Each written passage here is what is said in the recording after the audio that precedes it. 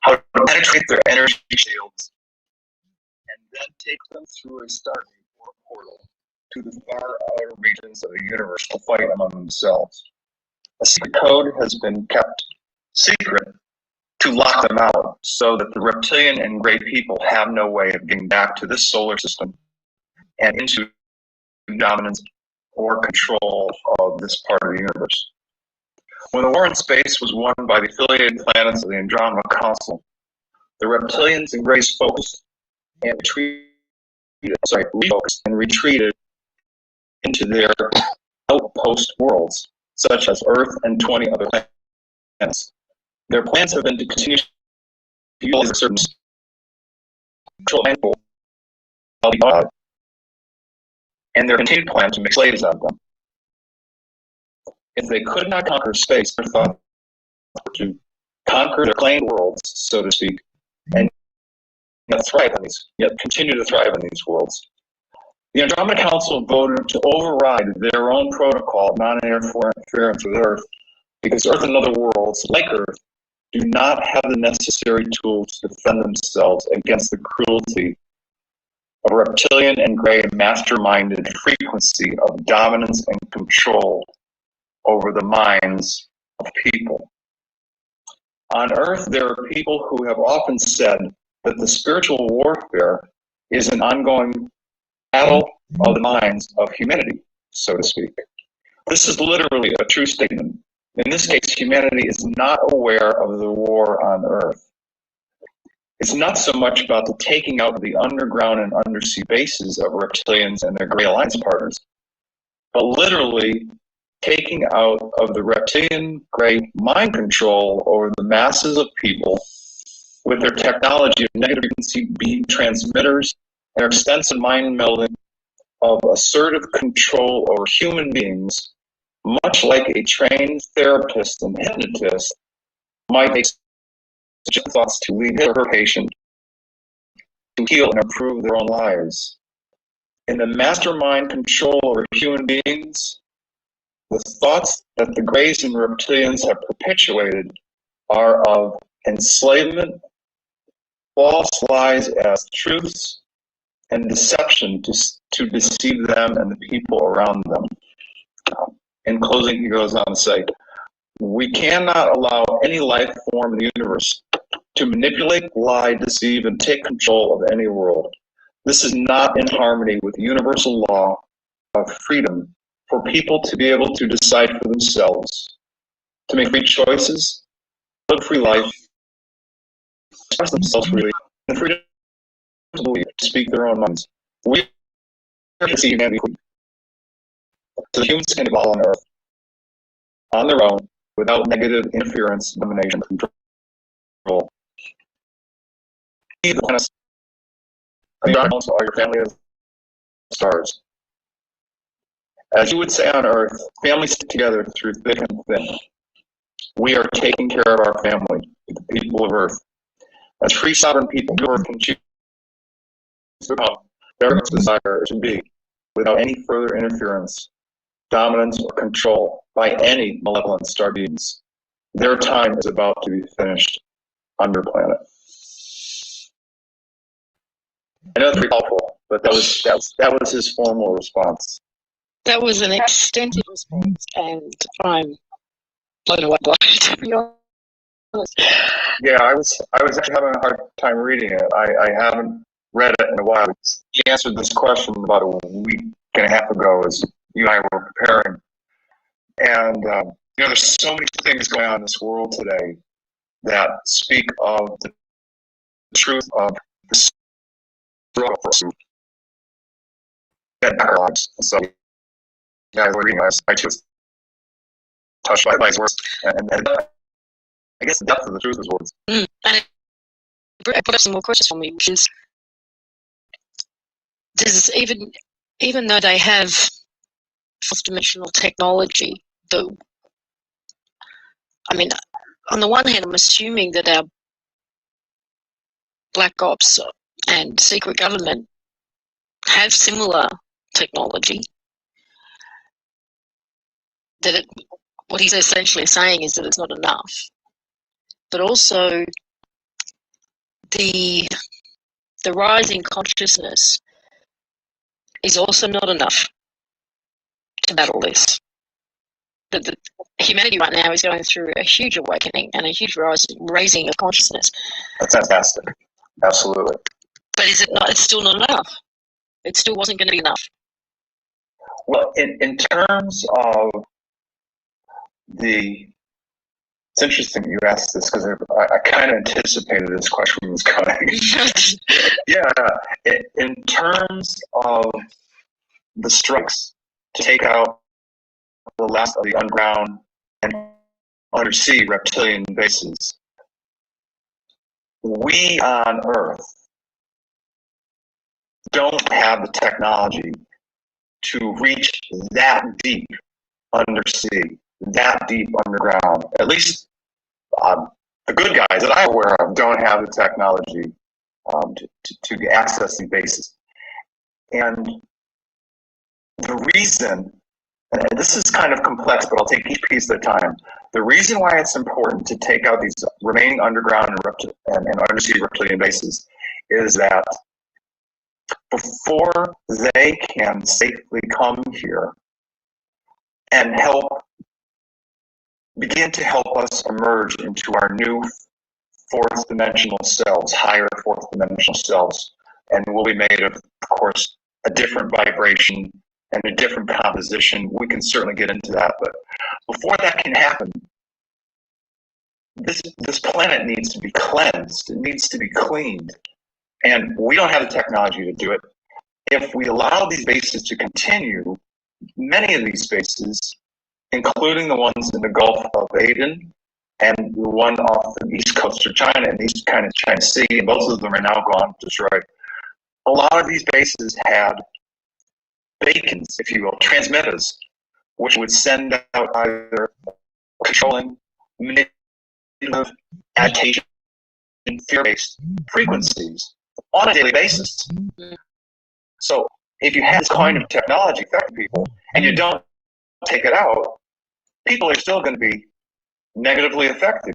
See, you got to take this technology out that the reptilians and the greys have been using for a long time, for thousands of years on this planet. So you take the technology out to the best degree that they can.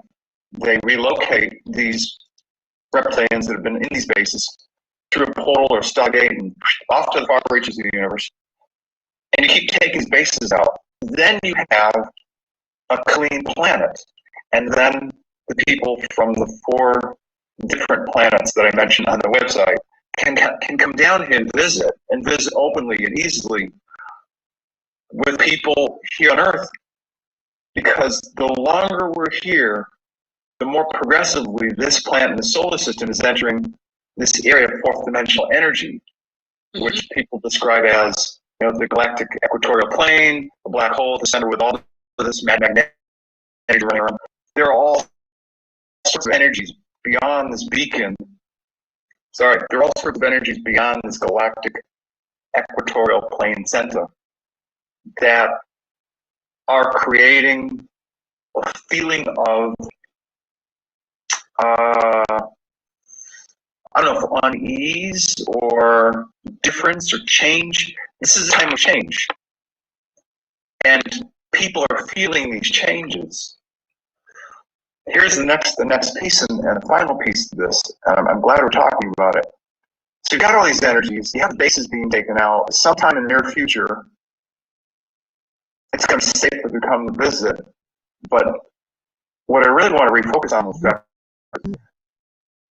this war in space, which is done, which they're now in the cleanup phase here, as a corollary, there have been a lot of people on this planet talking about what's going to happen with the U.S. and Israel, and or the two of them and Iran, and there's all sorts of talk of war and or nuclear war. And in that same conversation, by certain factions or certain portions of the population, are mentions of, this must be the beginning of World War III. Here is my own, and I've had this corroborated by Tonka, the spiritual sage, with the council and the commander as well. World War III is not going to be, and it's not about guns, missiles, or nuclear weapons. World War III is going on right now. And World War III is a war over the people of Earth. It's about our intellect, our energy, our production capacity and capability as workers to support an economic system that doesn't work anymore. And if the reptilians and the greys, who've been in collaboration with the powers that be in the cabal and all the other names that they go by, their agenda is to keep this economic system based on money that leverages our own energy, our intellect, and our production capability. They want to keep that going as long as possible. Because as long as we're 3D people and unaware, works for them. This war is about the winning of the hearts and the minds and the souls of humans on this planet. And the closer we get to becoming fourth dimensional people, the more aware we are of what's really going on. Either consciously or subconsciously, the more aware we are of what is really going on at these different subtle energy levels. That's why the Earth is so stirred up and agitated right now. People are picking up, because of this fourth dimensional energy, what's going on.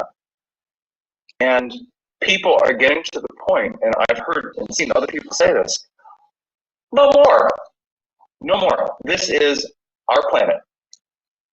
Well, you only have to look at the Occupy movement as for me, as a classic example. I think the Occupy movement was instigated by the powers that be in an effort to get people angry, get people violent in the streets, right, as an excuse to introduce potentially martial law and, take away even more liberties in order to, under the guise of protecting us from ourselves.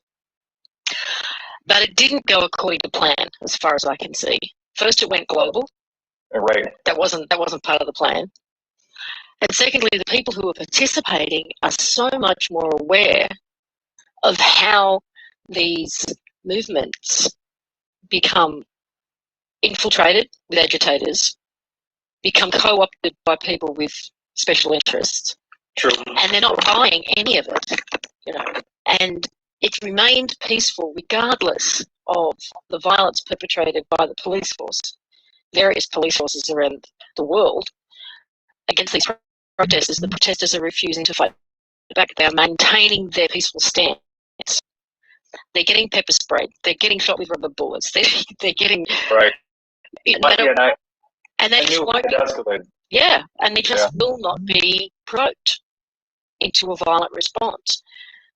And I just think that aspect of it alone is beautiful. And you do have people with different agendas. You've got people who are socialists and people who are communists and people who are by various fundamental parties or religious groups all coming together and occupying the same space peacefully and talking and learning from each other.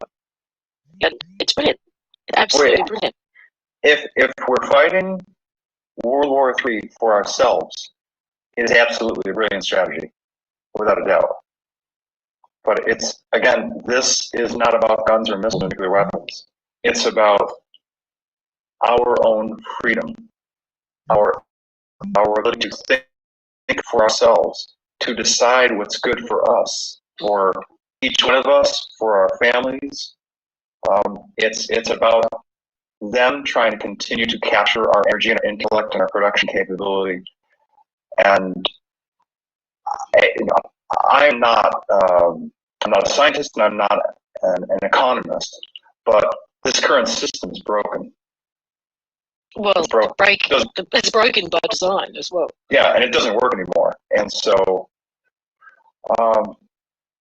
this is a good time. Now, understand it's a time of transition, and it may get a little more hairy, a little more difficult for people. But the good guys, us, we're as they say, we're going to win the day. We are going to win our freedom. And fortunately, we're getting some help from people on the Andromeda Council, and there are certainly some other councils, other governance organizations, other aligned planets that are helping out. And I guess it got to the point where they said, and that's one of the aspects of this topic, they being people at the Andromeda Council, aligned planets, said these people have been negatively manipulated for so long. We don't even know if they can make it on their own, but they certainly deserve a chance to make it on their own. It's time that somebody step in on their behalf and help them out, because they can't. They don't have the intellectual or spiritual tools, and they don't have the technology tools. Well, this actually ties into the next question, which is, from a higher spiritual perspective, it's been said that we made a contract or an agreement with this reptilian Grey Alliance to come here and do exactly what they've done in order to perpetuate our growth, to take us as far away as possible from who we really are.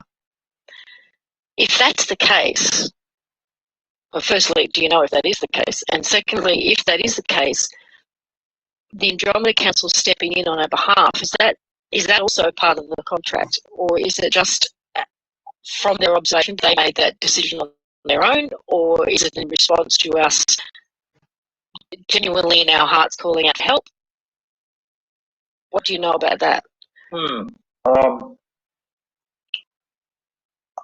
Because I wasn't around when a lot of these meetings happened, and like you and others, over the course of years in doing at least some topical research, or maybe even, depending on the person, more in-depth research, I'm at least aware of meetings on the part of clandestine government officials, as well as higher placed executive officers of our country here in the States, meeting with reptilians and greys as early back as the late 1930s.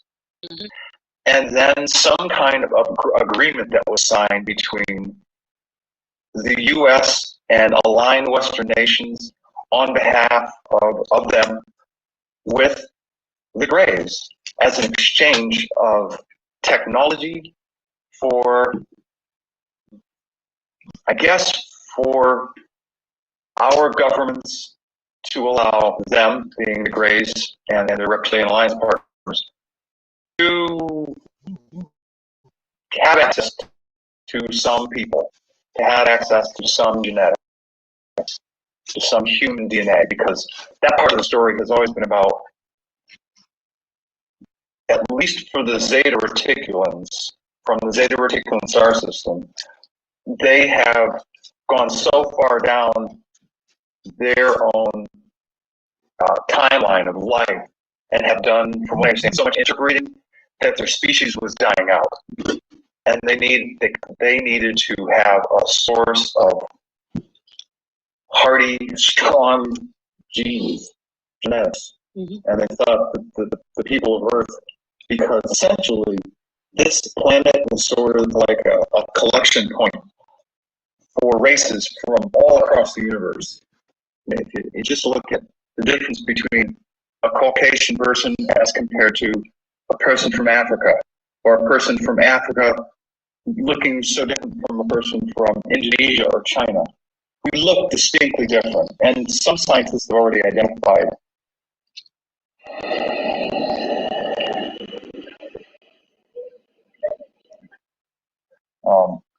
extraterrestrial DNA in our own DNA. So we as a planet have come from all across the universe, and there's more diversity here than anywhere else, which means there are strong hereditary genetic strains among the population. That's why they want to ask to it. The original agreement got way out of hand, and the Greys, as nudged by themselves or as nudged by their own reptilian senior partners, so to speak, decided that they needed to take more than what they was agreed. And they went just like way overboard. And it was just one thing after another. So they broke part of the treaty. The people on the ground here broke part of the treaty. We got technology. They took more.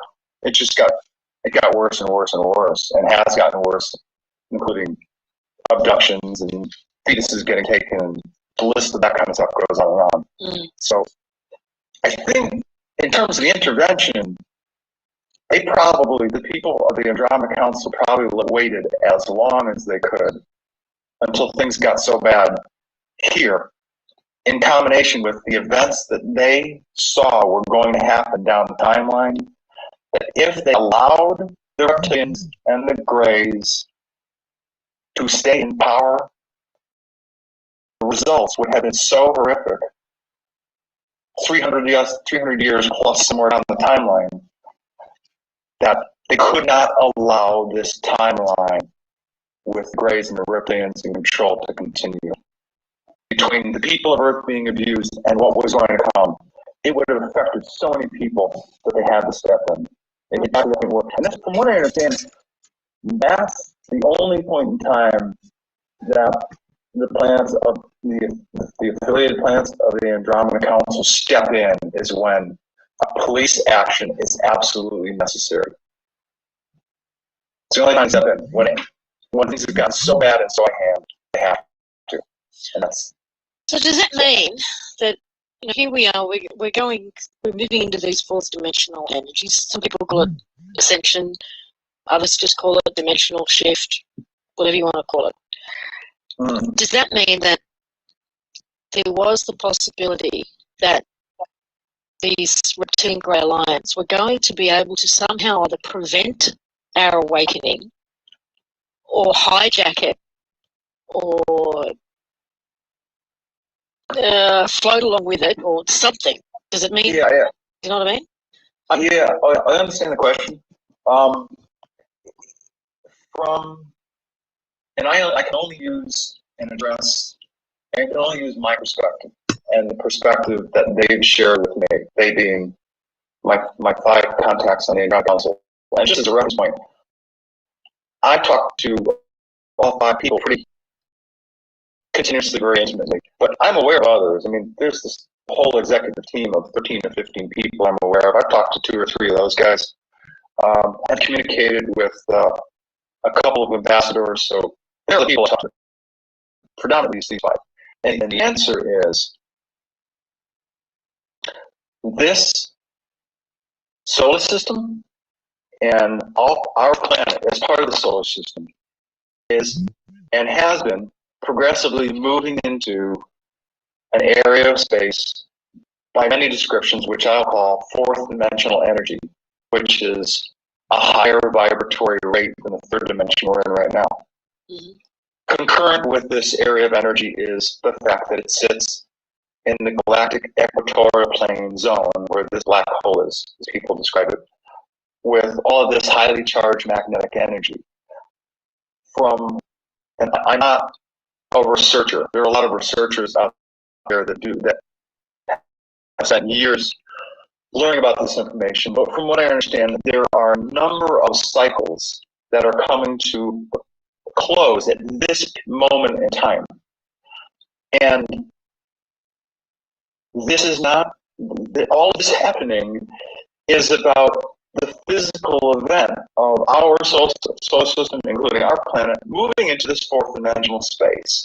So if the reptilians and Greys are along for a ride, then if nobody interfered with them, sooner or later we'd start seeing them anyway, because we're going to start to become more and more fourth dimensional until January of 2014, when the majority of us become fourth dimensional beings. There may be a few fifth dimensional folks around, and that's because the range of distance between fourth dimensional capabilities and fifth dimensional capabilities is, there's not a big spread at all. At all. It's more about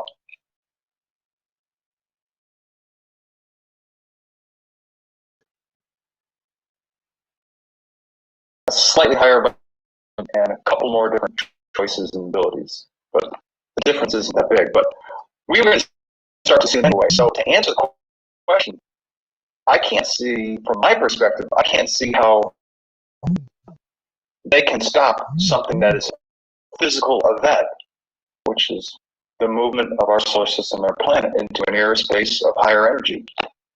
No. Yeah, that's just what it is. Well, I don't know if that helps. Yeah, well, sort of, but yes and no. Does that also? Well, I don't know. Kind of begs the question: if we're moving, well, I'll say up into their dimensional frequency range, and right, good description. We're going to both be occupying the same space. Right. Wouldn't that give us more of a level playing field in order to deal with them? Okay, I see the reason why you're asking the question. I'll give you an analogy. You guys play Australian rugby, right? Yes. Okay. Imagine a team of guys that have been together for, I don't know, 14, 15 years. And you know, guys come and they go, but you've got this core team of guys, and together probably one huge just along comes Western Australia United, brand new team with a bunch of rookies. Okay. That's my analogy. You know what it's going to look like for the first 3, 4, 5 years? Yeah, they're going to get annihilated. Yeah, okay. So you get it. Including the fact that unless, as some people call them, unless benevolent ETs decide to share with us some of their technology as we start to come into their vibrational space, their way of being, we're a bunch of rookies that don't even have tools yet. So that's the answer to that question. No, that's a good one. I like it. Yeah.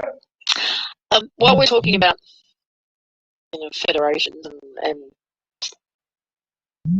different councils, I just wanted to get your, and I know you've made this public before, but I'd like you to do it again.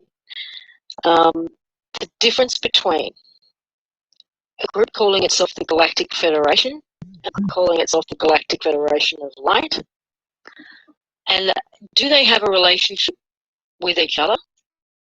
So, sort of relationship. Okay. Thank you for asking. I'm glad you're asking, because I know I've written about this and I've said it before, but it's good to take an opportunity to focus on it and answer it as a unique single question. First of all, the Galactic Federation it's an affiliation of our systems planets, has been around a long time. Okay. There are about 140 some odd star systems and about 300 planets. And I'm going to say this very slowly.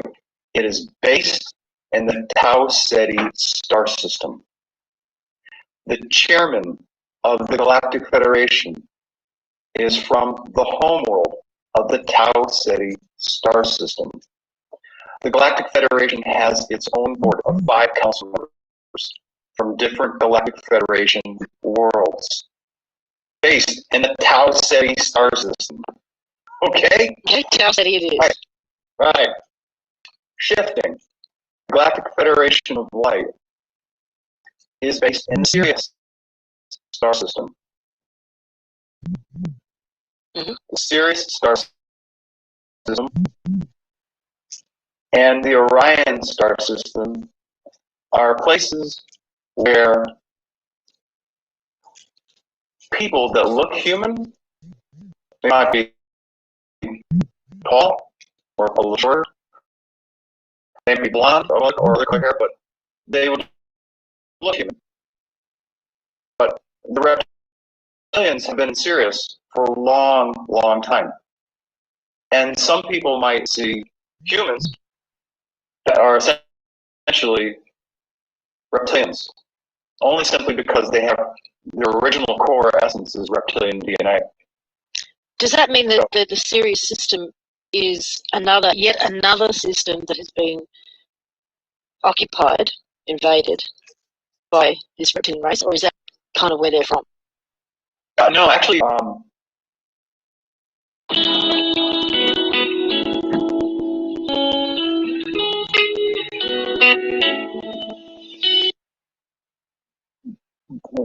nobody really knows where the reptilians originally came from. They ended up in Draco and Hydra. And Hydra, the ones with the, when you were a kid, you remember the movie, like the creature from the Black Lagoon? Kind of. You know, they had the fingers in their web? Those are Hydra reptilians. But they came from way, way, way outside of this universe, and somehow they got dropped off into Draco, and Hydra. And they've been around for a long, long time, and they've been perpetuating themselves and traveling the cosmos and conquering worlds, and they're intelligent, they're brilliant master geneticists. Ergo, why if you see some people from Sirius who may claim to be Pleiadian, some do, that you're in fact looking at a reptilian, re-engineered person that looks human. So I'm getting off the track a little bit. In any case, so Galactic Federation of Light is based in the Sirius star system. It has a far smaller affiliation of planets, primarily some out in Sirius and Earth. There is a distinct difference in the organizations of the Galactic Federation from the Tau Ceti star system and the Galactic Federation of Light. They are wholly two different organizations. So in this war in space, because the Galactic Federation of Light claim to have ships all around our planet and have done for some time, does that mean they would have been included in the removal, or are they likely to still be there? Do you know what I'm saying? Yeah, well, the best way I can answer this question is there are a number of really good species, ETs, I guess extraterrestrials, we call them on Earth, people from Arcturus, some people from Pleiades, from what I understand, and a few others that are here at this moment in time watching this story unfold, watching the evolution of planet Earth as it begins to become a fourth dimensional world. And so there are all sorts of races here. Quite honestly, I haven't asked about collaboration between other star systems and their ships and the Andromeda Council. When I ask questions, I typically only ask questions about what are the actions that the Andromeda Council affiliated planets, what are their actions that they're taking now? Right now it happens to be focused on removing the remaining undersea and underground bases on Earth. But I haven't asked about other affiliations with other councils or other people. Okay, fair enough. But, yeah, I don't know the answer to that. In regards to this removal of bases, our moon was also a part of that. So who or what is left on the moon and in what capacity? And by that I mean 3D, 4D, is there anything still going on up there? Okay. This is one of those where there was so much detail. He started talking and I started writing. So okay. I'll take the top. We have another. Yes, we do. Okay. Here we go. Back, I'll let you know when the quote starts. Back on the far side of the moon, he had me take, he gives me visual images, and sometimes he'll have me look at a map. So, I had this map, and he said, look at the back side of the moon, okay? So now look at these areas, and now I'll simply list them off. These are the list of bases that were provided by the commander from the Andromeda Council biosphere. From the top of the moon to the bottom of the moon, on the backside. Mm-hmm. And they include 13 of them as follows. Schwartz, it looks like Schwartz without an R. Schwarzschild, Hippocrates, Birkhoff, Cantor, Mare Moscovinis, Nernst, Hertzog, Krebs or Rivers, Mendeleev, Skudskua, Mare Oriental, Apollo, Nassau, Chromelian. Now these are all names that exist on a map that's been produced by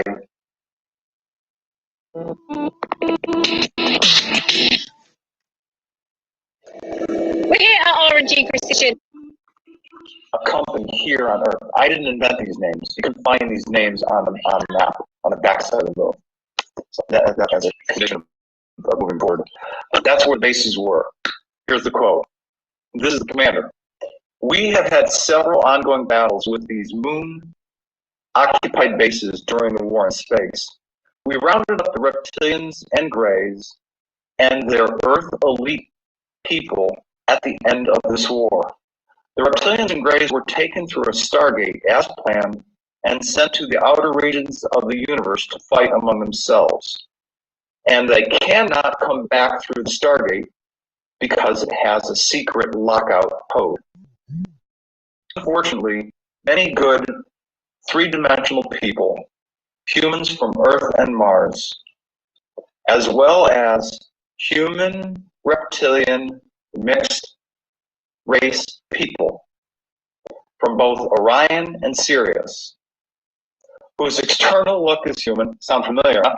But their genetic core is reptilian. They were killed on both sides due to this war, and were saddened by the fact that many of our own 3D comrades from some of our own aligned planets were killed, as well as those of the abducted people who were under control by reptilians and greys. There's more here. He says, as for the elite people who have joined the reptilians and greys in a contractual agreement between these groups, they were given the choice to A, return to Earth with their memory wiped clean, with connection with reptilians and greys, or to remain on the moon base to work with our people in developing technology for the good of the universe, for the good of Earth, and allow our medical team to work with those people to heal their minds of their occupation with the reptilians and greys, and then to update us in brief meetings of the reptilian grey agenda as cooperation between us. Regarding Earth people that were abducted against their will for experimentation and manipulation by the reptilian grey control of their minds, there are two parts. These people were helped by the Andromeda Council up to one variety of our biospheres. Know that a full 50% of them, which means 6 of our biospheres, are solely medical biospheres, full-scale hospitals, as you would call them, for removal of the implants and their recovery, the healing of their mind, body, emotions, and spirit. They were given a choice to remain with the Andromeda Council and their subcommittees on these various biospheres, or become messengers to Earth people in their own way, or go back to their own lives with their memories intact and yet healed of the post-traumatic abduction experiences without any side effects. I'll summarize what he says about the remaining bases on the moon. He basically says, currently there are only 3D and 4D people on these bases, and they're only benevolent beings. They're only good people. And they live in the bases that remain. There are trees, they're breathing oxygen, and they are there primarily to continue their exploration of new, clean technology development and testing to the Earth, the Moon, and other planets in the universe in general. And I just kind of summarize the tail end of that. In addition, this is from Vice Chairwoman Tanya of the Andromeda Council and Tonka, the spiritual sage. And this was really a touching piece. It was the tail end of what he was saying. They said, it is with great love and eagerness on our part that our people prepare to visit Earth. We want to do everything we possibly can to ease the people of Earth to the middle life. As we prepare our people, we understand we are very much your students, teaching us about third dimensional life, as well as us being your teachers about fourth dimensional life. This is a part of universal law in action. With love, we share what we have with you as our relatives in this universe. Know that there is no lack in the universal supply regarding the needs of all the worlds that partake in the oneness of life as expressed by our Creator and creation. For your world, it is a dream come true. For us, it is about the heavens and the earth being reunited together again as one. We are returning one another, and we will celebrate a feast together. Earth has come a long way to rejoin with our brothers and sisters of the stars. A celebration will soon be underway. In closing, Commander of the Biosphere also said, Earth choose to become part of the Galactic Federation, which is already within our governance and under our Council's protection. Due to the overwhelming vote as part of this Council to intervene, such as we did on Earth's behalf. As Tolek says, you have a right to evolve on your own as free sovereign people.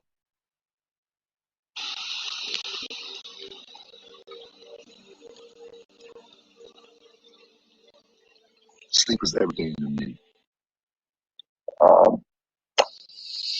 Okay, you've It's a lot. made me all emotional. It's tough. Yeah, sometimes it's tough to go through this because they, as you can see, there's only one agenda, and the agenda is to love us and care for us, to help us. That's pretty much it. Yeah, they all say it different ways, but they are kind of cool. I guess the next question I had about the moon, which was as well to talk about the fact the moon, the idea that the moon would have to go or would be taken out of our orbit, and that action would have, dire consequences. But if that's what you're saying is true, then that's not necessary. Yeah, well, I've heard this kind of in the airwaves, and they've never mentioned it. We've never talked about it. They've never said that the moon needs to be taken out. The only time they mention the moon is when Tacoma eventually comes into our solar system and settles in. It's going to adjust. It'll adjust what the moon does. It'll adjust how the Earth moves. But that's the only time that we've talked about the moon in context of what's going on. I just want to go back a bit to this map you were referring to. These names you said are Sure.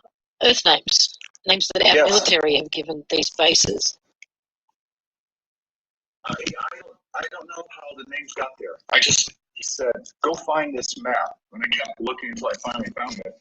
And it was a map on the backside of the moon, and it showed all these names in different locations. But I honestly don't know who applied those names. So this is a map that's available online. Yeah. I'll find it. I'll send it to you so you can go see it for yourself. Okay, great, thank you. And I'll include a link to it in the description for people. Okay, sure. So all of this means that we are potentially, for the first time ever, possibly, free to evolve naturally, because everything about the way we've evolved in terms of the societies that we've created and the technology that we've introduced and the way countries and states are formed, all of it has been by somebody else's design.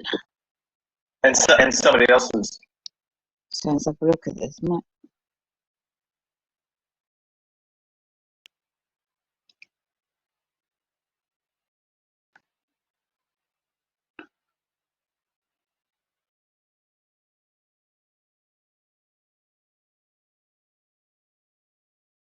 Moon's far side, always facing away from the earth.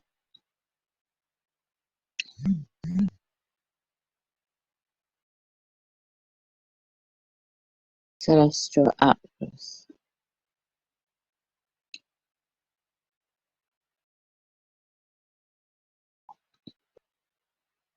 Since the moon has no air or water, and since the real sea level, so I asked you to set up the moon's meaning. So,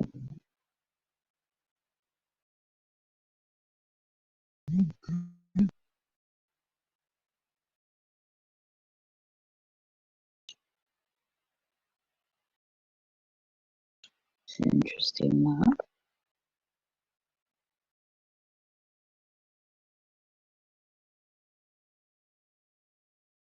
Go back to the audio.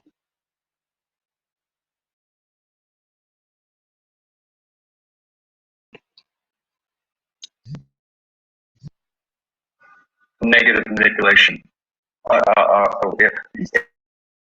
Every Let's go to another council. World, a gathering of nations.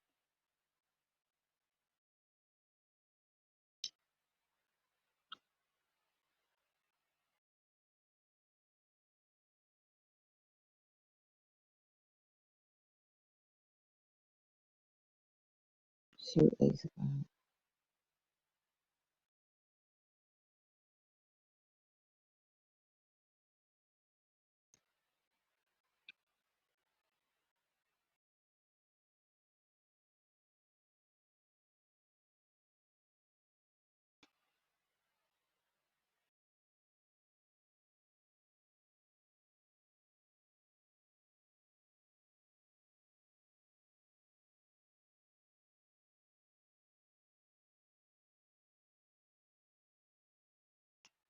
Star Nations elders and galactic council members.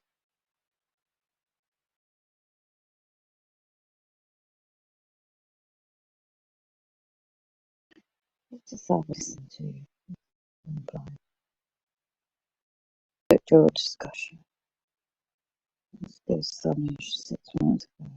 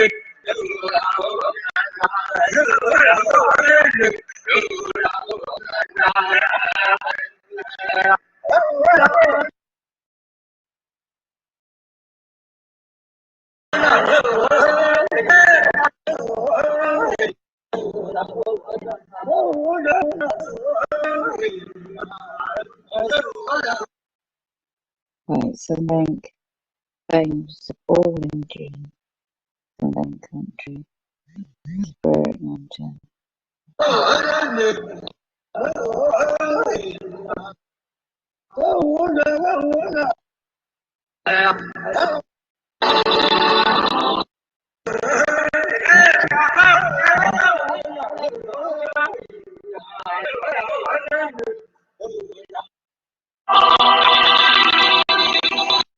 for artists that will either be speaking or presenting. So to honor this approach, would you mind telling both me and the people listening, what were some of the significant events early in your life that led you to pursuing art and to becoming an artist? for your whole life. I mean, that's kind of defined you, certainly in these later years. Go ahead. The curiosity of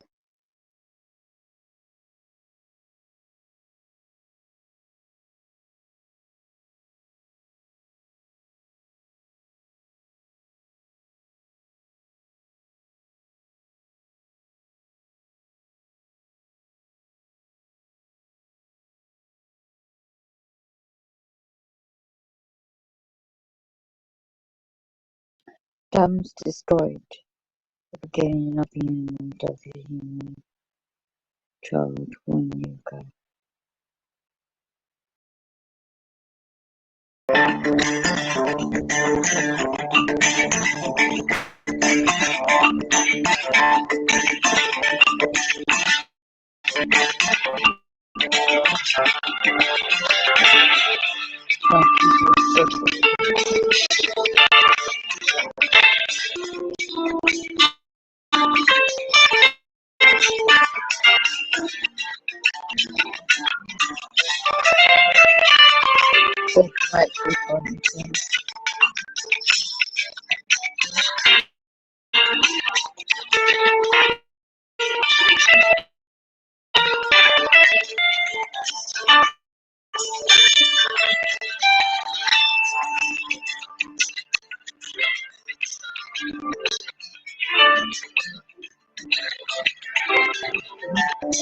I, the Symbolic, the Andromeda Galactic Council. Today is Saturday, April 4th, 2020, also known as 444. Always a great number. Today's report is titled DUMBs, Prima Facie Evidence, Reporting Facts, the Beginning of the End of Human Child Trafficking. This is a pretty amazing and comprehensive report, so hold on to your seats. Back in 2011 and 2012, I shared with you the very specific details of the destruction of many undersea and underground reptilian-operated bases, the last of which was destroyed in March 2012, was located sitting specifically on the mid-Atlantic Ocean shelf in the Atlantic Ocean, directly due east of Washington, D.C. You can find all the information regarding what the people from the Procyon star system, planet Cana of the Andromeda Council found in terms of cabal reptilian officers as well as Illuminati high officials, how many, which ones they captured, in terms of destruction of the base. All of that information you can find here at this website in front of you, Global Reptilian Undersea Bases.html. At the time of my reporting of the destruction of the various reptilian undersea and underground bases, I also acknowledged there were and are now being destroyed many deep underground military bases known as DUMBs, and a network of bases, caverns, and tunnels, and trains deep underneath the continental U.S., essentially used to capture, hide, imprison, and transport a network of prison encampments, primarily, though not exclusively, women and children. Sadly, now there have been generations of them living underground. From close contacts of mine in Tucson, Arizona, going back to my early days there in the 1990s, I learned about these underground bases, especially throughout the Southwest and California, though I was completely unaware of the prison encampment aspect back then. Today we know of it as the direct imprisonment and transport method of the highly sick and twisted, malevolent pedophile networks. Further, based on my March 23rd, 2020 report about the alleged global pandemic virus, that it is a false flag as a cover story. I told you that there are many other issues and agendas we would learn about. This is on already disclaimer on YouTube, and it's already on a YouTube channel. And for reference, I'll show you the channel.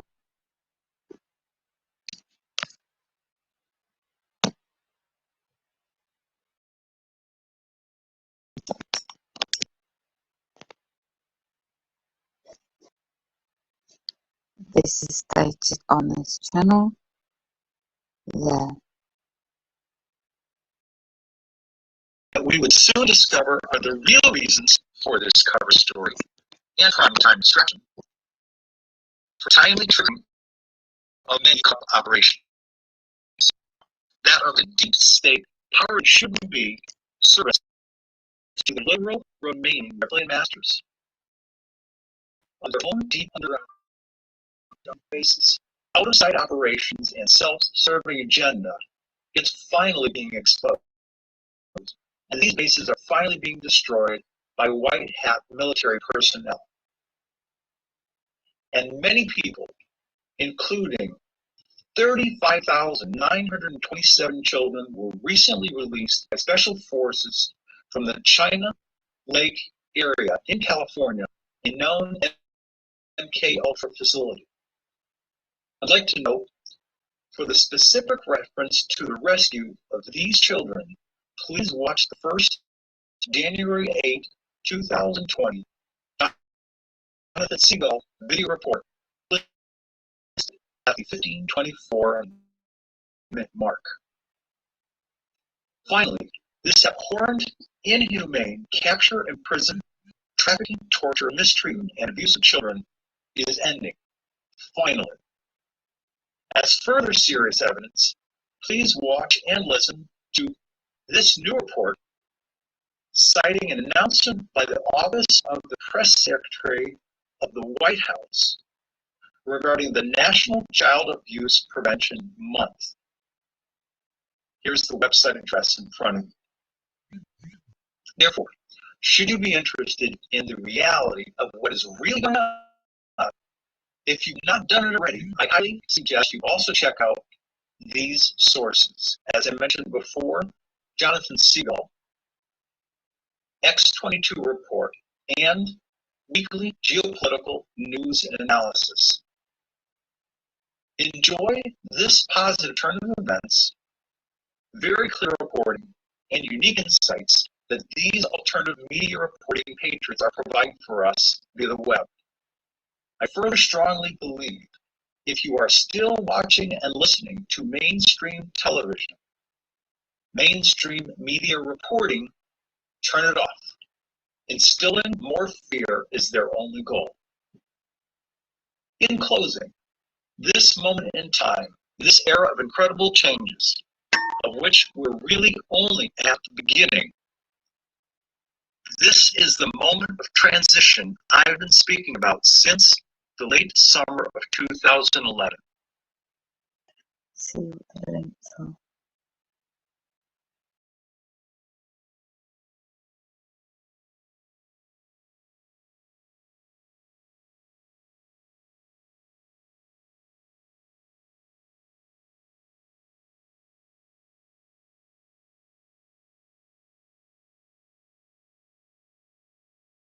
Doesn't have any.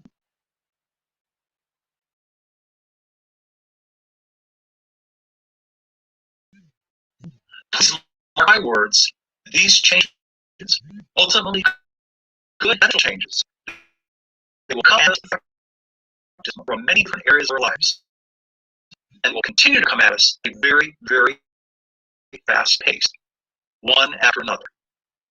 So just know all is in order. Things progressing as they're supposed to.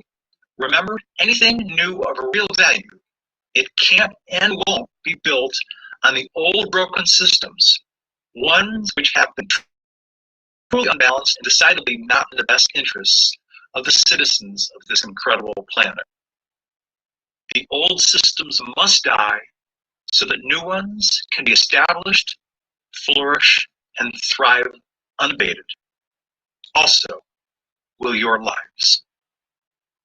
You can find all of the sites for everything in this report, including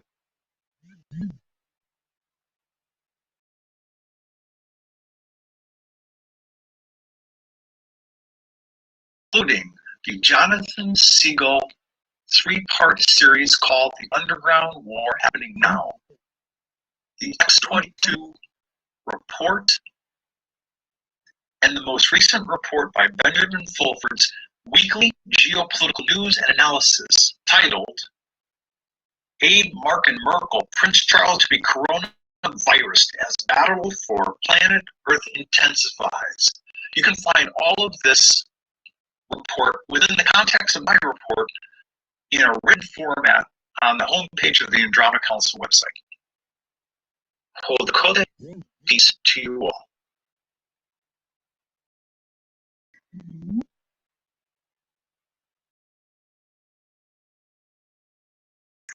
Let's see if any reliable sources. 2 years ago, Hal Cook, artificial moon, what would that look Chileans 2 years ago?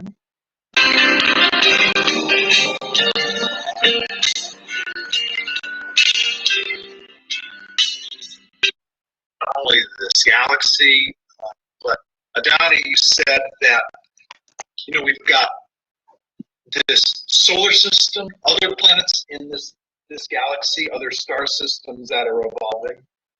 And I wanted to kick off this conversation by talking about the physicality of one of the, I'll call it an artificial body in our solar system that we call the moon.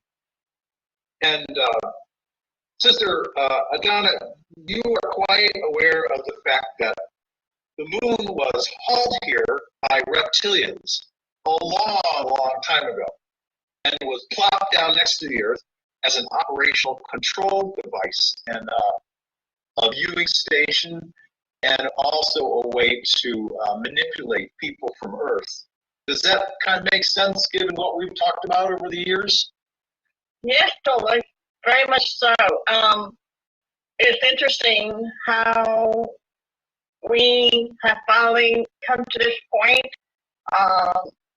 in receiving information as to understand better what is happening to humanity and why it took them so long to get to this point of seeing the truth, if you will. It has been a long time coming in terms of awakening humanity to realize that we are not alone in the universe and that we have been controlled by certain ET groups for their own agenda. Brought here and so I happy to be the commander. Then the Andromeda Council had told me that the Draco's star system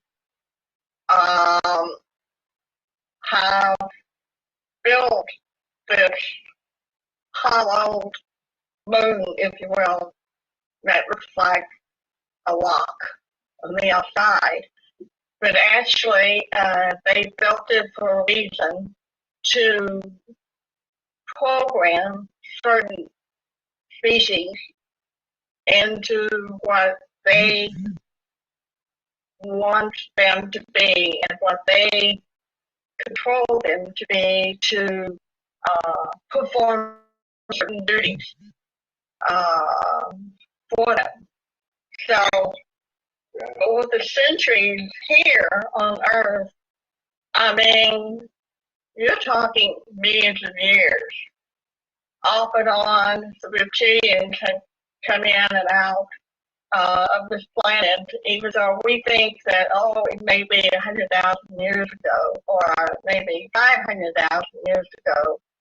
What in reality is that they have been here a long time, and human beings gradually evolved over a period of time. As each shifting occurred, each manifestation of humanity evolved. So now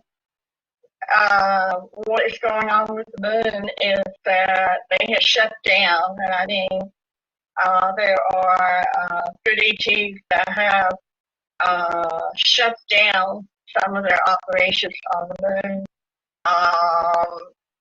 There are still some underground facilities that are still in operation on a smaller scale, not on a larger scale.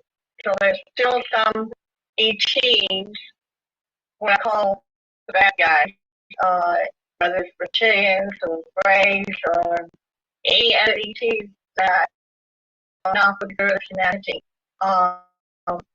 is still operating underground. It's my understanding that on what the I think it was the people, the Procyon star system, the Andromeda Council, back at the end of 2012, they took out for this 13 different bases from Schwarzschild, Hippocrates, Burkhoff, Cantor, Mayer, Moscovians, and a bunch of others, all on the backside of the moon. That's right. That's right. And most people don't see the backside of the moon. Isn't that interesting? That they only show one side of the moon.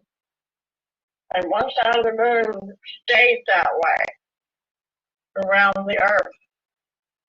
And so they don't see the backside of the moon. And the backside of the moon is where all the activities. Where all those bases used to be. Right, where all the bases used to be. And in today's world, most people think that the moon is like what you see the moon, it's grayish, white. Not true. There are some bases that have had what do you call a greenhouse. I would call a greenhouse effect. Okay. That would have plants and animals. You know, they have been entertained areas. But it's never been shown. It's been blocked out of the pictures, especially by those who have traveled around the moon. So this is actually, as you have said, an artificial moon. What's going to happen now is that once all of humanity goes through the process of awakening and the reunion between the Star aliens and Earth people, that moon will be removed from Earth's gravity. It's going to change to where Earth no longer has need for that, for the moon. It's hard to explain because I keep seeing two suns shining on Earth. Now, it's interesting you mentioned this because, and Cheyenne, feel free to jump in whenever you have something to contribute. But I've heard, not so recently, but I've heard that we are actually a binary star system. And the process of this solar system traveling through space, I may not say this quite correctly, but we are going to, as these changes continue to happen within our solar system, we are going to be able to see this, whether it's a giant dwarf or a smaller star, we're going to be able to see this second star, this if you will, binary star. That's exactly what I'm so tired talking about, that there is a second star. And that people are going to be able to see as they evolve into that. The moon will be gone. Yeah, last time we talked about this, I think he said they were basically going to bust it up into pieces and then haul off the major sections to some far distant corner of the universe. Wherever that, you know, they'll be taken out of here. So that they will no longer be active in manipulating humanity. You know, it's my understanding that the moon also has no magnetic field. And if the magnetic field helps to magnify some of the good energies coming in, isn't it possible that if the moon's up there, whatever energies are coming from the area in our solar system on the other side of the moon, couldn't that moon be blocking some energies, trying to wash over this planet? Yes and no. Okay, I'll give it a yes first. Is that there are certain fractions of the moon that block all that energy. And those refer to the fact that our benevolent ETs are not going to allow that to happen. So there's two things going on, but they have to do it gradually to block it off, so block the moon off, if you will, so the energies can flow into the earth.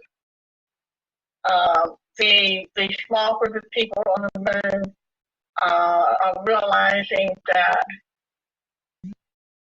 they're not going to be able to control the effects of the energies coming in.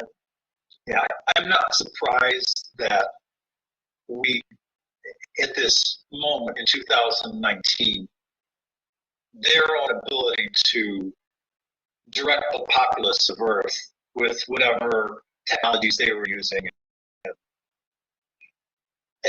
or beaming to this planet, that their ability to continue to do that is waning and going away. Right. The technology they have now is much smaller, if you will. That's what Sultan is showing me. It's much smaller, so it doesn't have that much of an effect. So they're realizing this, and let me stop. The amount of higher frequencies that are washing over Earth far past whatever they were using on the moon. The energies, the higher energies will go over, and we will receive that energy. What they're telling me is that the only way I can explain it in the images he's showing me is that because they have very little effect of their technology, the greater effect of blocking the moon from whatever they have, whatever juice they have left of their technology, cannot affect the Earth. So he said that it's reaching the point now that it's not affecting the people anymore, because the people are receiving such higher vibrations that it doesn't affect them at all. What is affecting them now in terms of energies is the fact that we're changing, and that's what people don't understand. That they're going they need our help. I mean, this is why it's so important that those of us receiving this information, if I can jump in here, Please. Everywhere I went today, everywhere, whether it was the waiter at the restaurant or the gal sitting next to me, or total strangers all day long today, were in some level of awakening. And were interacting with me on their own accord as if they seem to be receiving those messages. This woman's further up the road. She knows something. She can help me find more information, because something's going on, and it ain't on my TV screen. Yeah, it ain't on the glass baby bottle that I've been sucking on. So people are turning it off. Even a couple that came in and engaged me while I was waiting for my car to have its 100,000 mile maintenance, 100,000 years. Yeah, that's your other ship. Yeah. I'm getting ready for a walkabout, so I was, getting all the stuff done today. Um, so even this couple, I just now realized as Donna was talking, quote, Joe Sixpack, everybody's waking up and they're going, oh, we turned off the TV a long time ago. We figured out that was all nonsense, this year or whatever. So they're looking, and they're asking, who do I listen to? Who can I trust? How do I know what I can trust? And what's this thing going on inside of me? They all seem to know something was happening within themselves, but they don't know where to find the answers, and they're looking.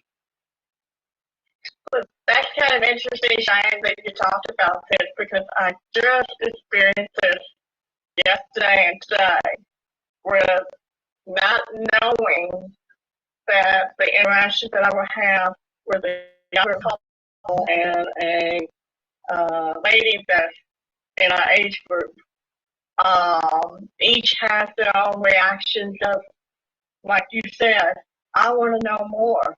Where can I find this? I need to talk to you. And I'm like, wow, I'm in an area where I thought that there would be, I don't know, not that many people awakened because of the belief systems in the area. But I was wrong, because I found out the reason why I'm here in this location, so they can find me. So they can get the answers that they need to move on, to evolve, just like Cheyenne said.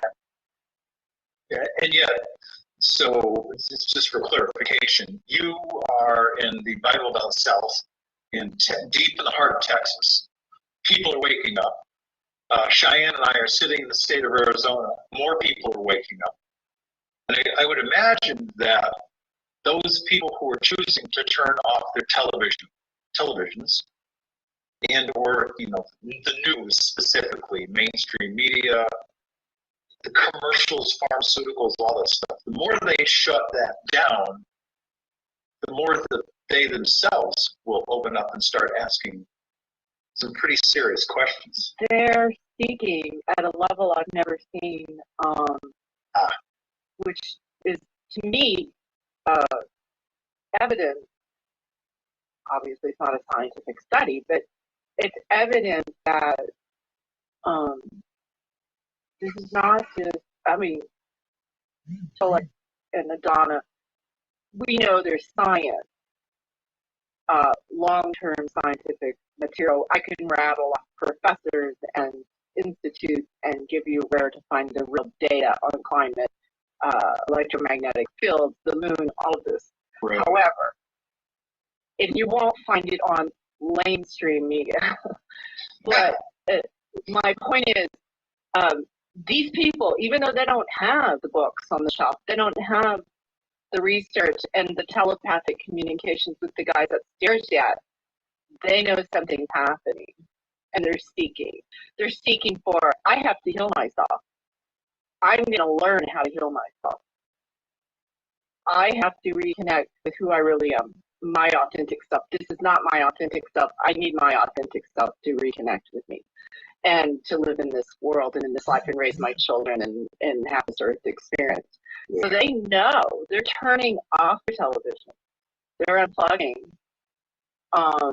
Some of them are going on the internet, and they're just, which is also a landmine. You got to be aware of that. But I've been all over the country last year flying. This year, I am doing it again, this time by vehicle. And when I was at my level 1 training with Woodbury at the Edgar Cayce Institute last October, they set a record. They never sold so many seats at the room to the certification, which is the 46-hour regression hypnosis certification. I went to Asheville to do a demonstration of energy healing with a practitioner there that trained in some of the modalities I've trained in. And I met stockbrokers, bankers, engineers who are leaving their professions to become Reiki masters or energy workers or some type of spiritual guide, coach, healer.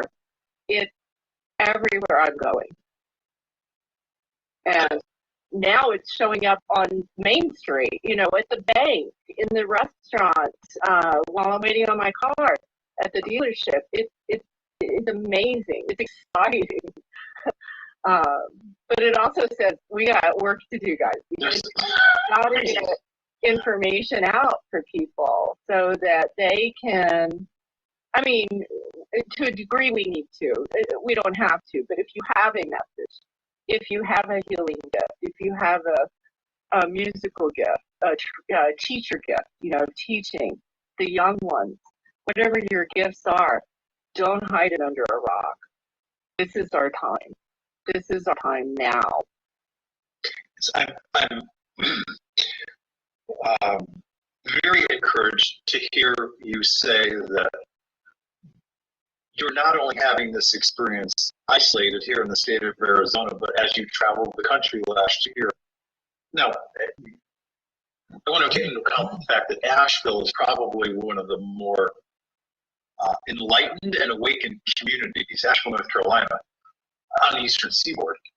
So, you know, you have that community, but you traveled the country last year extensively, and you were Chicago, West Coast, the West, Southwestern states, North Carolina, Virginia, several cities in Virginia, and the middle of the country, right up the middle, driving through Oklahoma, Missouri. I met amazing people everywhere I've been. And but the energy in 2019, the questions and statements people are making, and I realize again, this is, you know, you can't, you know, this is not evidence I could admit in the courtroom, but it's different. It's different. Kind of like somebody didn't flip on the light switch for a room, but for a whole building. That's a metaphor. Yes. Yeah. And the mansion metaphor is a good one. I'll share that another time. But yeah, people are realizing there's more rooms in the house. And I shared this with Donna recently, and she didn't know this. And it was one of those really moments. I found out toward the end of 2018, within the past 3 to 4 months. To make a long story short, there was a survey done in the state of Texas, in the general Dallas area. And the survey essentially asked this question. And if my memory is correct, I think they queried 500 people. And the question was Dallas. And based on what I heard. Do you feel that it is likely, again, I'm paraphrasing, do you feel it is likely that we are not the only intelligent species, beings in the universe, that there's a universe full of intelligence? As I said many times, sis, you live in the Bible Belt South. Now, certainly the state of Texas is part of the greater Bible Belt. The answer that came back was, I believe, 95% of the people queried in the greater Dallas area said, yes, we believe that we're not alone and that there's likely a universe teeming with intelligent life. Now, that's a pretty serious departure from what the Bible Belt used to be as a representative of conservative thought. And how people would react to UFOs, to ETs. So we're talking, you know, the tail end of 2018 that the survey was done. That's a pretty high statistic by any measure. It's one thing if they did that survey in Arizona or California, Oregon, or Washington. I'd expect a result like that. But Dallas, Texas? Yeah, it's amazing. And I have Paul, can I go back to the moon for just a second? I wanted to ask Donna a question. Because she is so perfectly plugged in with Commander and others upstairs.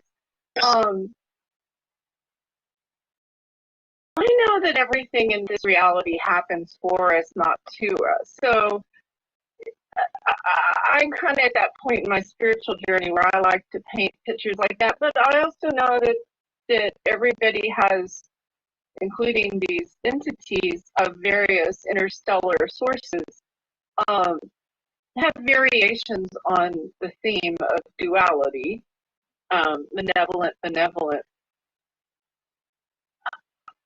I find some of the reports from people that I find very credible about things that have gone on our moon, on hidden places on our moon, perhaps hidden under hologramic visual blocking, or actually on the far side of the moon. It's not a dark side, by the way, in spite of popular media.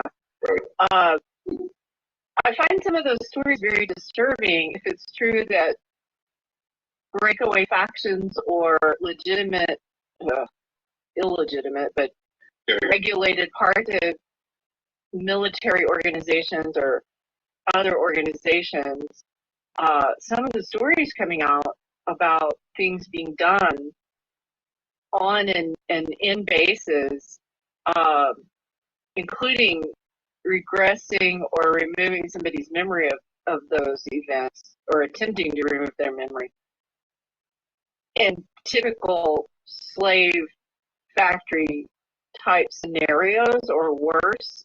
Are you thinking about some of the people who are in the Mars 20 back programs? Well, or whoever's report. I mean, this is not a new thing to be discussed. Some people think, since I don't want to say the brand name, but that TV syndicate has come out with, some of the spokespersons about Mars and Moon. I'm just curious from Adana and what she gets from upstairs. Were there humans involved in any type of trafficking or misuse of humans against their will on the moon? And if so, has that also been squelched or dealt with in a rigorous fashion? Okay, in answer to your question, yes. There has been agreements made between the factions, the military, the elite group, the ETs. I will do this for you, you do this for me. That's the type of agreement that was made a long time ago. The realism of it is very in-depth in terms of what has happened to human trafficking, if you will, of souls of people that have been chosen primarily by the elite group of people to partake of the slave route, if you will. And yes, the memories have been suppressed, regressed. They are pretty much under their control. And this is one of the things that the Procyon people,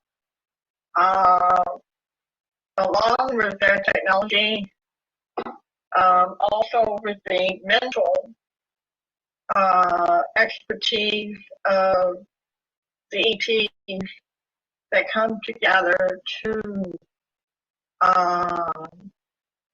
either help them return to their own minds, so to speak, and to those who are so far gone, because if they had been under their control for so many years, it It's in a natural state of being.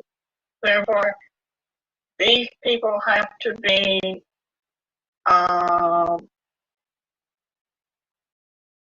taken aboard a special hospital route to slowly use the technology that can slowly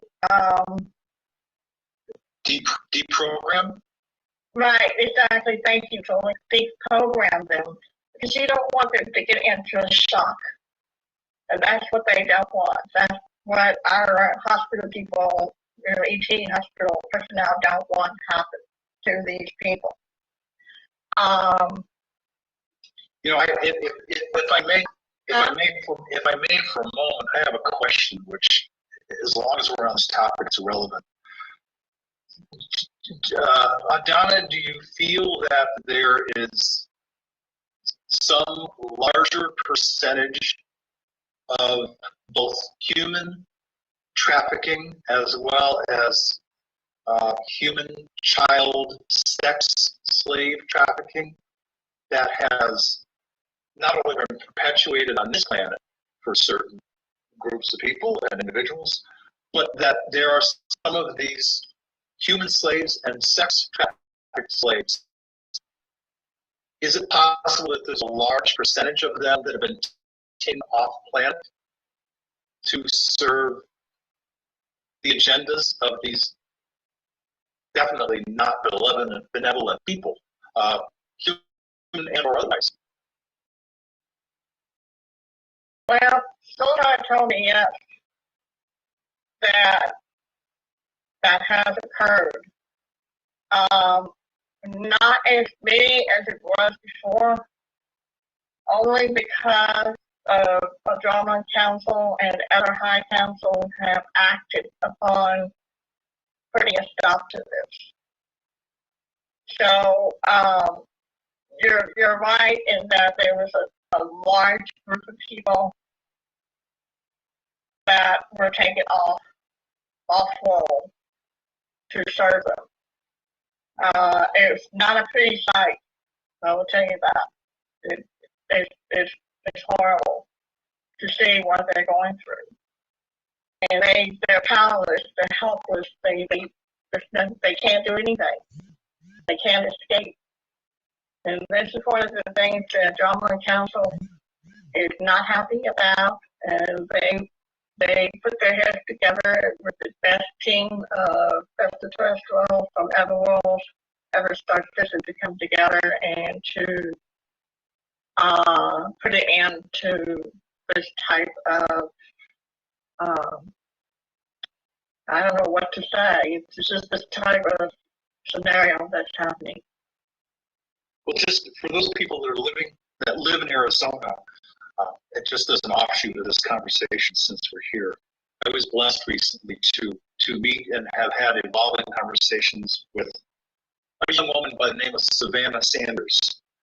And on the evening of Friday night, March 15th, Savannah, who is the author of Sex Trafficking Prevention, a Trauma-Informed Approach for Parents and Professionals.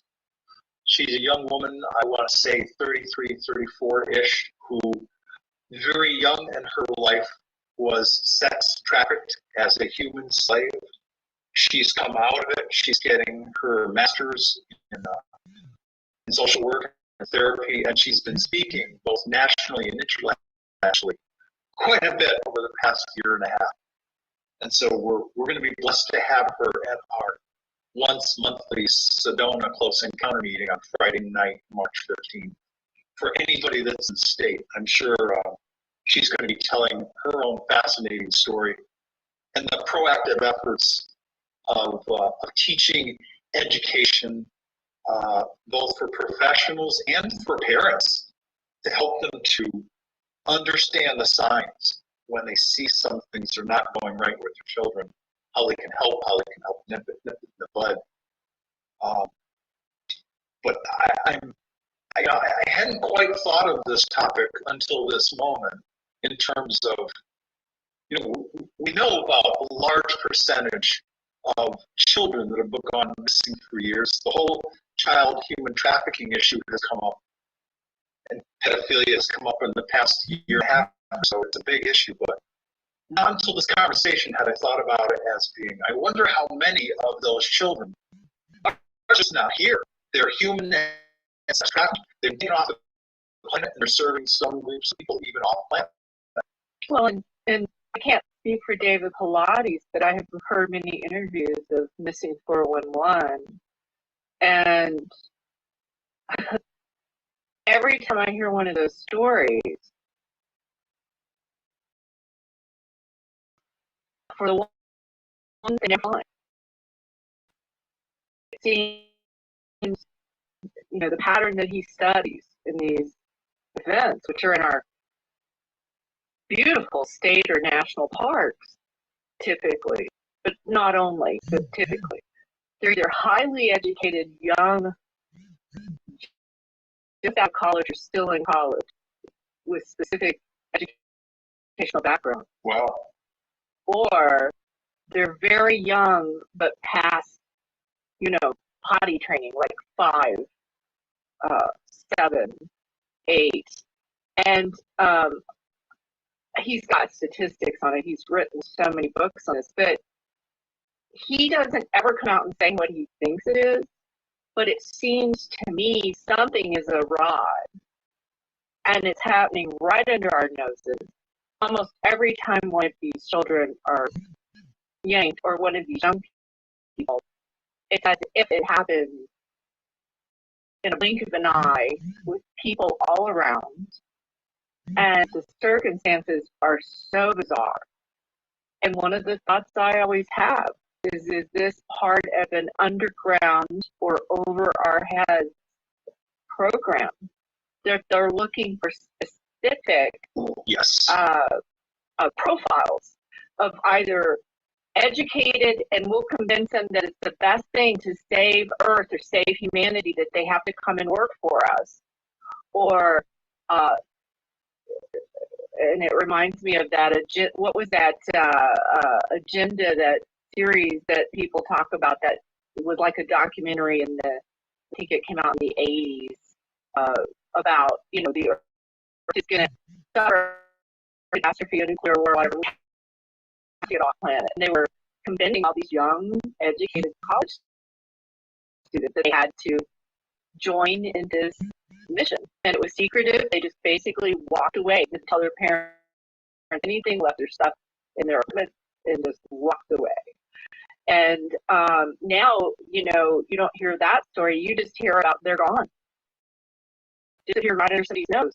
And it seems to me that they fit a profile of either someone young, I don't need to nurse them, I don't have to wipe their bottoms, they're out of diapers, but young enough that you could reprogram them to grow up in that society and forget like you think about the early Western United States when the colonists were infiltrating the wildlands where it was native populations, and maybe the wagon train took on fire and the adults all died and the children became part of the tribe. The white children would become part of the European children would become part of the Native American tribe. You hear these stories. It's almost like that. Let's get those children that we don't have to nurse them and change their diaper, that too labor intensive, but they're past that emotional development. Grab them now and we'll reprogram them. I mean, those are the thoughts I have, which sound kind of dark, but if these bases are still operating, and I have any influence at all to call big guns in from the guys that love us, let's make something happen, because obviously this is beyond our ability. One of David's complaints was that they weren't even, and he's a retired police officer, I think a detective, they weren't even keeping records of how many people are missing. There's no database. Let's say for Yellowstone National Park, there's no database. I would go on to say that, and sister, I'd like to hear from you on this one. I believe that they're not only profiling, But as Donna and I have talked about in the past, each human soul fractal that inhibits, sorry, I said this wrong, that if you will, manages and operates a human body, the fractal that operates my Tolek body, the fractal that operates Adana's body, etc., to give it life and sentience. Each one of these soul fractals has, if you will, a digital signature. I believe there's probably, as you said, Cheyenne, a range of a profile, and they being malevolent people who want to use the gifts and skills of certain of these children, young adult that can be reprogrammed, that they are able to track the digital signatures, and the ones that they really want, they grab them early. They know exactly who they are. They know exactly who they are. And is that, Donna, does that any of that ring true at all? Absolutely, absolutely. If what you have given in terms of greater understanding about this, yes, very much so. It's I know it's sort of a left turn our discussion about the evolution of the human on planet Earth, but it shows that we're still in the duality of people having an agenda, which is doesn't matter where the rights of others are. They've got an agenda. They're just going to execute it. Cheyenne, go ahead. Oh, I wanted to ask, still in the field and tangential to what we've been talking about, but the moon and its influence. We've been told, those of us educated, I should say schooled, those of us schooled in, Western educational systems or institutions, I guess is a better word, that the moon is, without the moon, there would be no life on our planet. There would be no, I guess, atmosphere, cycles for everything from weather to women's menses and procreation. How much propaganda have we been submitted to as far as the moon goes, and what are some of your thoughts about what it's really been influencing versus what we're told it does?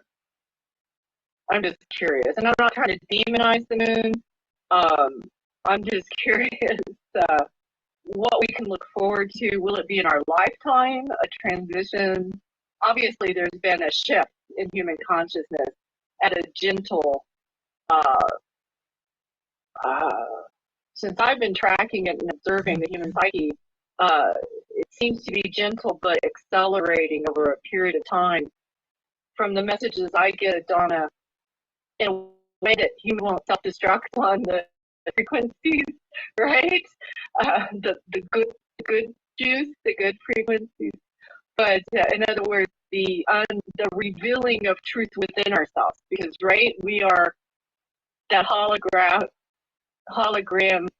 incarnate of the creation and creator, and so as we are revealed to our authentic self versus a projection outward instead of the authentic self, detachment from the authentic self has been the program, right? Look under the Christmas tree for the present.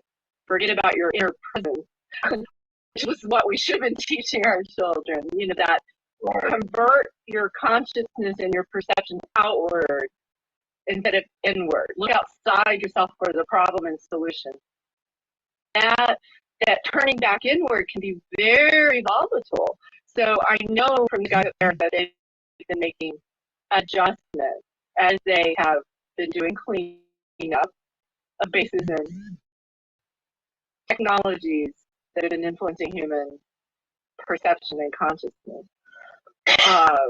What do you think? What do you think about some of the stories we were told about the moon and my native family? I'm half Native American.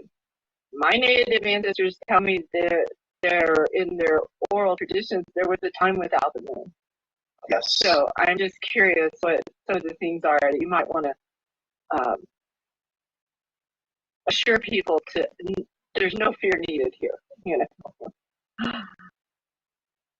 Donna?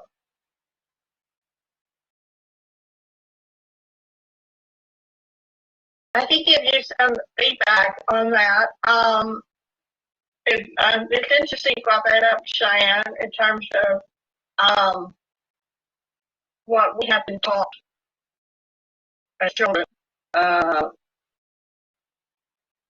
the moon is round, that the moon is a walk, that the moon gives light at night, the sun bright by day, moon have gravity pulls of the tides, the low tides, the high tides.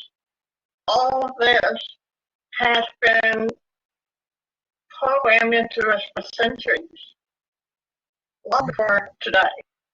Right. So, to me, what my understanding from our star people is that they started us out with the children each word they left behind to say, I want you to do this and this and this and this, and this is the way it's going to be. And so it down through the centuries, it has always been taught this way. Now we have technology that enable us to find out the real truth to all of this. The problem is that humanity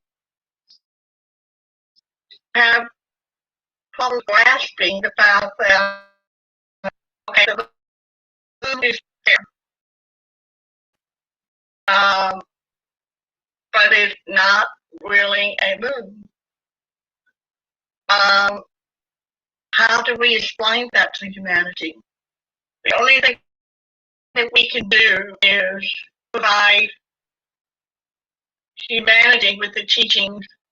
In other words, upgrade the teachings, so the education system as we know it will become obsolete.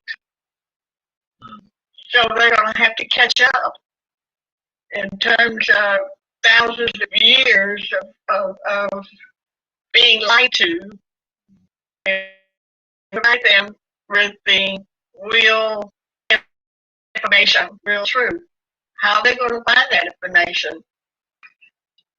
One thing I learned from our star family is once you tap into your own communications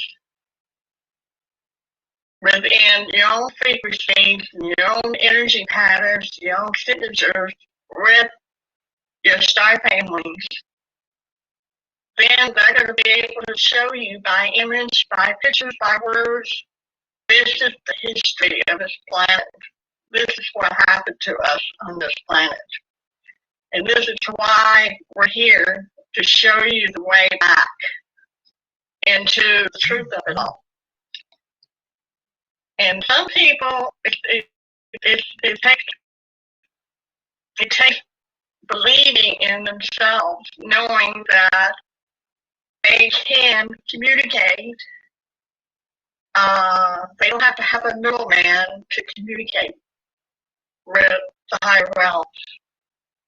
And there's a lot of people who are still skeptical. They understand that, because they have yet to experience what all three of us and others have already experienced in life in terms of what is out there. In terms of our communications with the universe, in terms of we're not alone, in terms of we can find that truth by tapping into the source. of it all. And that takes time. And these people have been ingrained. We all have been programmed. We all have been through it. We have to decide, do we really want to continue to be controlled by program, or do we want to put an end to it? Stop the vicious cycle, put an end to that chain of bondage that have kept us here. So that we can move forward and gain the freedom that we have not had for centuries. That's where it all comes down to. Well, I agree, and I think it's one person at a time within ourselves that we declare that freedom. Right. And this is an interesting discussion. I'm sure if George Carlin were here, he would have a few things to say about humanity and how long it has been asleep. Yeah. Well, Go ahead. I mean, it's a bigger topic, and it's not. I won't say all that I have to say on it, but this is that it's almost as if whether you're, and I don't mean to demean or belittle the suffering of those who are paying some of the ultimate prices for these conflicts, these age-old conflicts, and the players, I'll call them, in the theater of conflict and duality. But I think everybody here has paid some price and knows the suffering that we've paid. But there's some others pay even higher prices while they're in their physical bodies. Luckily, we're infinite beings, and this is not all there is. And so everybody on this planet, and you can argue this one, but I can show you many sources of and evidence that what I'm about to say could be perceived accurately. We're all in some form of amnesia, collective and unconscious. We're all in some form of Stockholm syndrome, and we're all in some form of hypnagogic programming. And for those of us who gain the tools to help ourselves and others to release those invisible chains from our conscious and our unconscious psyches, it's sometimes difficult and painful, but it can be done. Very well said. Very well said. It's an interesting posit, because if each of us acted on the knowledge that the three of us have here, and we decided to collaborate and, for lack of better words, join forces, wouldn't there be an active evolution with an R in front of it in this country today and across the planet? Because collectively, individually and collectively, we would say, I am not going to tolerate being controlled or manipulated anymore. I am not going to tolerate being lied to. I am not going to allow an alleged government or governments to financially create our own life track as slaves. We would just, as many before us have said, throw the bastards out. I mean, we would turn this thing upside down. Well, I'll give you an example. I'll say something revolutionary. If every American woke up tomorrow and decided to quit paying the extortion fee to the Federal Reserve, which is not federal and has no reserve. That's correct. It is. And we all pay that extortion fee to stay out of a cage. But let's just say we all stop paying it tomorrow.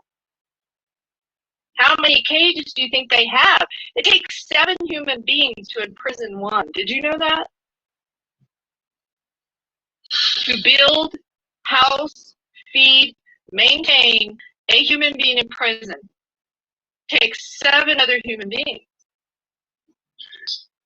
In other words, darkness only has deception. So the chains that bind us are invisible, and we surrender to them. We allow them. Yeah. Right. We surrender to them. Hook, line, and sinker. Well, yeah. One of us would have to come up with another method of currency for exchange of goods instead of this worthless debt paper. Because every time I pass a piece of debt paper to somebody else, I incur an interest payment to the Federal Reserve Agency for their ability to print and distribute debt paper. It's not right. Most people don't realize that the statement on a bill that says this note is good for all debts, public and private, that the legal definition of a note is debt paper. You know, I'm going to give away my age here a little bit, but my grandfather and grandmother raised me. And he was actually from the generation that he still had silver certificates in the drawer. Yes. Backed by silver. Backed by silver. In the days not a debt, and it didn't have an eye or pyramid on it. Yeah. Back in the day, you could walk into that institution called a bank and turn in that paper for silver. Those days are gone.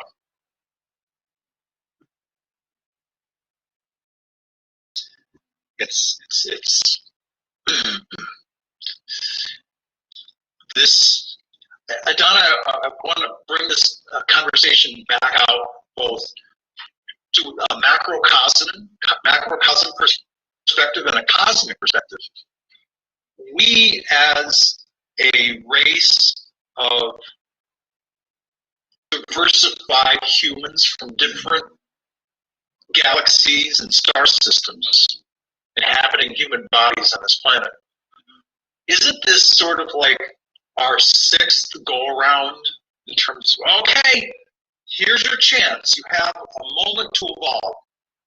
It's my understanding we've been here collectively like 6 times before, but the 7th time is different because of a number of factors, including the energies that this solar system is experiencing as it travels through this area of space. Am I saying that accurately? Is our transformation going to happen this time, as we've been told by our higher dimensional star family members? Absolutely correct. It will happen this time because the excitements that I have seen and felt from our star families regarding to this transformation, they are very excited in the fact that humanity, they said, for the first time, will have this transformation. In other words, they say it's about time for it to happen. I'm just curious. What is different this time at iteration number 7? So here we are on our 7th opportunity to make this higher dimensional shift. What's different this time in the way that it's happening as compared to the prior 6 times? And we probably would have to go back hundreds and hundreds of thousands of years to the very earliest humanity on this world. Right now, humanity, according to the readout from the ship's computers,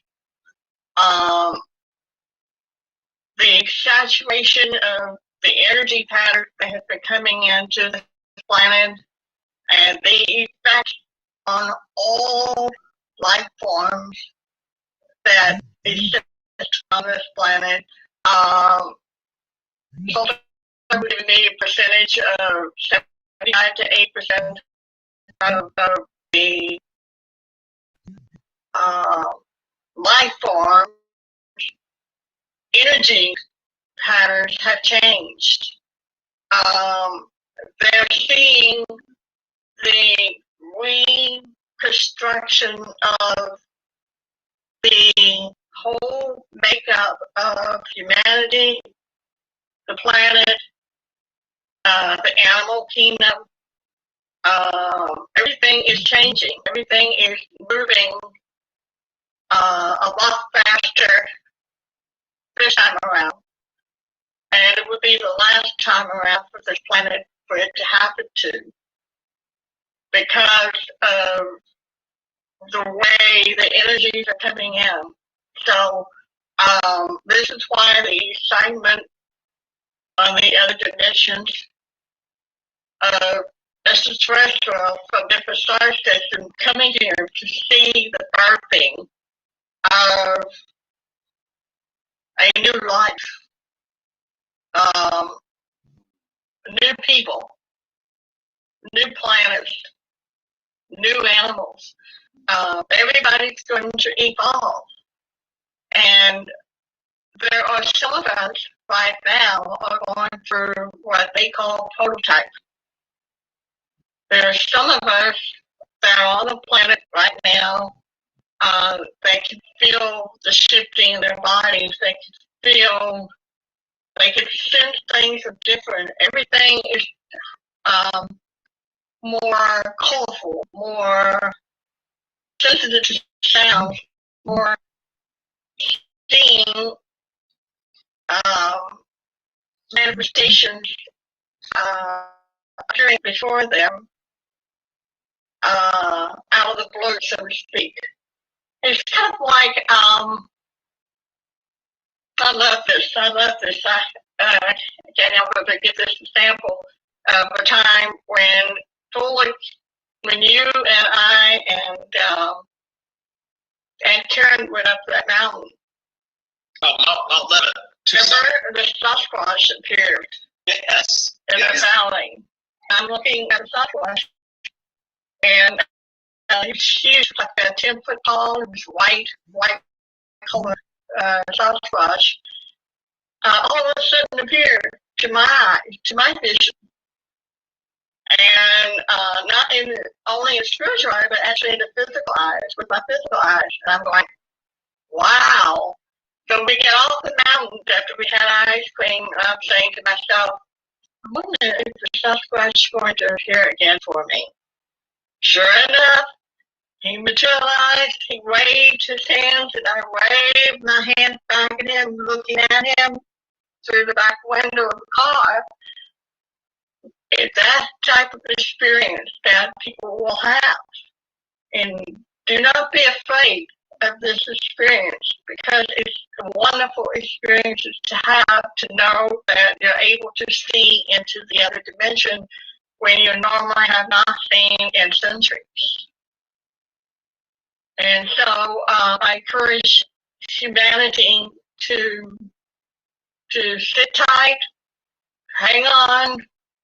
You're going to have a ride of your life to see the wonders of the heavens open up before you on this planet. You don't have to wait until you make your transition in order to see everything like that. You can have it while you're still in your physical body. That's what they mean by the prototypes. Those are guys who have reached that level of awakening energy level and frequency level where we're compatible to where we could be able to shift into that dimension easily. Just like the Sasquatch could shift from the physical world into their dimension and back easily. Trying to follow this thought as I stated, is this due to each person's commitment or dedication to what might be called awakening, higher consciousness, taking personal steps, personal improvement techniques that are what we would call spiritual in nature. Or is this also happening because, this may be a rhetorical question, but I'll keep going, because I want to hear your thoughts, both of you, because of this, again, our star family, the people of the Andromeda Council, the ones that we know that have taught us this information for a while, have said, your solar system and your planet are traveling through an area of space that is higher magnetics, higher vibration, higher frequency. So more and more people are being activated. Are both true because of personal decisions and steps that people are taking, as well as the frequencies that are affecting some of us, all of us, most of us? And I want to hear from both of you on this one. You want to go first? I'll just make it very brief, Cheyenne. It's basically both are correct. And I was thinking of what you can bring in, Cheyenne, in terms of the higher consciousness, how the brain, works with this, so people have a better idea of what they will experience. Because sometimes they ask me questions, how do you do that? How do you communicate telepathically? Oh, it's easy. It's like listening on the telephone. Mm-hmm. Except with pictures. You get pictures too. Pictures, that's right. That's right. So I wanted to hear what you had to say about the teachings of, the basic teachings of what humanity can expect from experiencing that change within themselves. It's amazing. It's amazing. So much to be gained. Well, first of all, everyone is constructed from the one divine energy of love. It really is all there is. The rest of this is a perception creation of shadows. So part of what the experience is to make big swaths of paint with my brush here quickly. You can be for a while. No, I won't. I'll say that for the conference. There's a conference. Yeah. Everybody come see the conference. I have so much to tell everybody. Yes. Positive solution. Yes. So, with the big brush strokes, we are profound, infinite beings. We are in every cell of ourselves with all of our stories, pathetic stories, joyful stories, ecstasy stories, whatever our stories are. We're constructed of love, and we are chosen as soul evolved personalities by our Creator, and so loved in everything we do, even when we think we screwed it up and it's a poopy party. We are so loved. So part of this journey is, and I'll use a quick metaphor and then I'll keep it simple for now, and we'll expound on this with visual aid later. But part of this journey is rediscovering the profound depths of and expansive depths of ourselves within that has no boundaries without. So once you go into that inner crystalline portal that is connected to all there is, and once you sit there for the first time and reacquaint yourself with who you really are, it doesn't matter if you're in the human body or you're not. You're going to find profound love with no bounds of information, if you want it, power to do altruistic things for yourself, life, and others, and resources and understanding as you are ready as is appropriate. Our cosmos, although it has been hidden behind a veil, a cheap, flimsy stage show like The Wizard of Oz, it's been hidden behind a veil.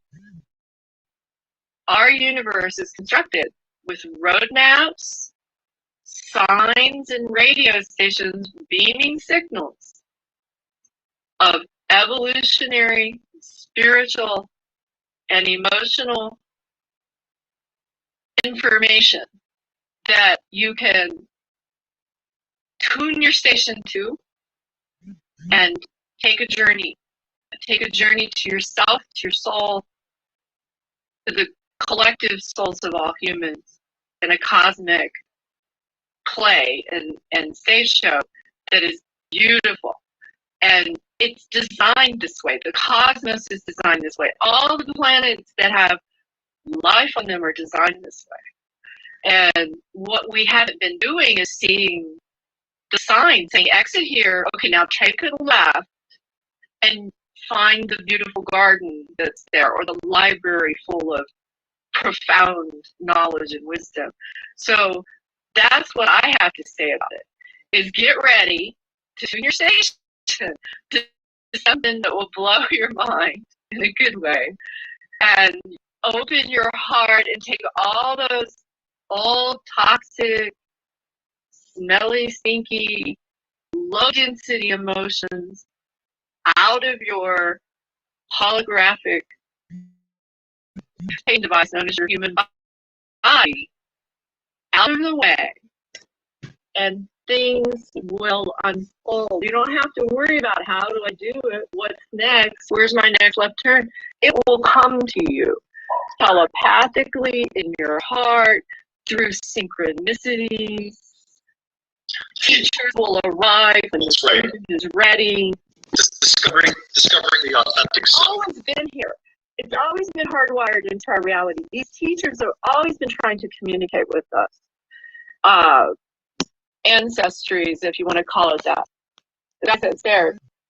We have to tune our station. We just have been tuning to staticky channels that weren't the stations, giving us the spiritual evolution. I'll come back and cover this subject another time, but I need to get some rest. Something to think about and to observe.